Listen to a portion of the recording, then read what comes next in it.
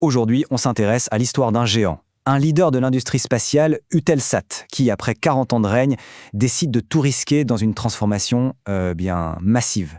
C'est un pari, un vrai, sur ce que sera la connectivité mondiale de demain. Et ça nous amène à la question de fond.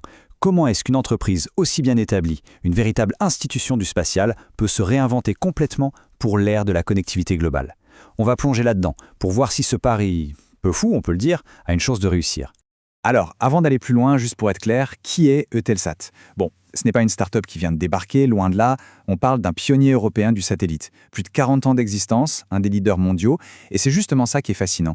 Une entreprise qui, au sommet de son succès, décide de tout remettre en question. Allez, on attaque la première partie, la renaissance de ce géant des satellites. La question est simple, qu'est-ce qui peut bien pousser une entreprise de cette taille à prendre un virage aussi radical? Eh bien, tout part d'un problème, un problème existentiel même, le fondement même de son empire, ce qui a fait la fortune de Telsat pendant des décennies, eh bien ce socle est en train de se fissurer. Il faut s'imaginer, pendant des décennies, le business du Telsat, c'était la télé. Ils étaient les rois de la diffusion par satellite, des milliers de chaînes envoyées depuis l'espace vers des milliards de foyers. Un modèle économique en or massif. Mais voilà, le streaming est arrivé et a tout changé. Ce modèle, il arrive clairement en fin de course. Et ça, ce ne sont pas que des mots. Les chiffres sont là, et ils sont sans appel. Les revenus de l'activité vidéo, moins 6,5% sur le dernier exercice. C'est énorme. C'est la sirène d'alarme qui a retenti au siège et qui a forcé tout le monde à se dire « Ok, il faut qu'on trouve autre chose, une nouvelle orbite ». Alors, face à ce déclin qui s'annonçait, qu'est-ce qu'ils y ont fait?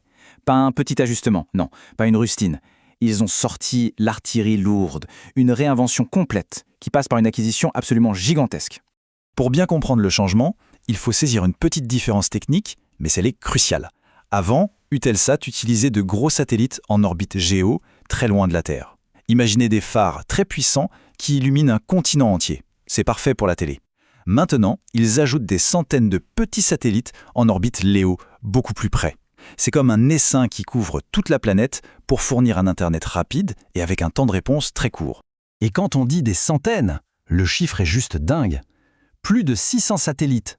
C'est ça, la constellation OneWeb, que Telsat a racheté. On ne parle plus de la même chose, là. On change de dimension, de paradigme, de tout. Et c'est là que ça devient super intéressant. Avec cette acquisition, Eutelsat devient le tout premier opérateur au monde à posséder un réseau hybride. Ils peuvent combiner le meilleur des deux mondes, la puissance de leur satellite Géo pour la diffusion et l'agilité de la constellation Léo pour la connectivité. Et ça, sur le papier, c'est un avantage stratégique absolument énorme. Bon, une ambition pareille, évidemment, ça a un coût. Et attention, on ne parle pas de petites économies. Le coût est colossal. Cette transformation, elle est peut-être géniale, mais elle met les finances de l'entreprise à très rude épreuve.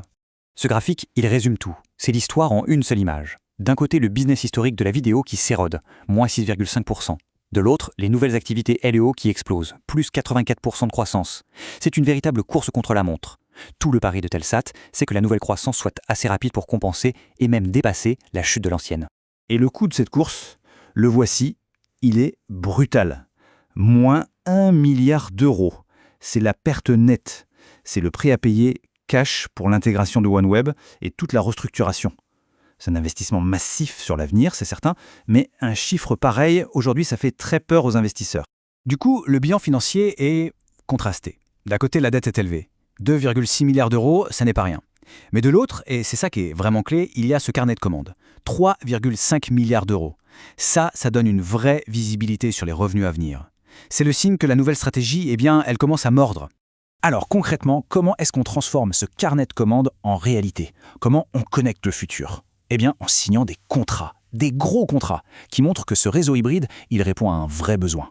Et les preuves, elles sont là. Eutelsat est au cœur du grand projet souverain européen IRIS2.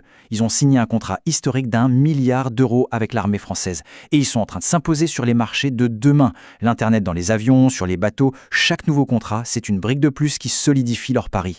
Du coup, l'ambition est devenue très claire. Devenir le leader de ce qu'ils appellent la connectivité ubiquitaire. Un grand mot pour dire quelque chose de simple.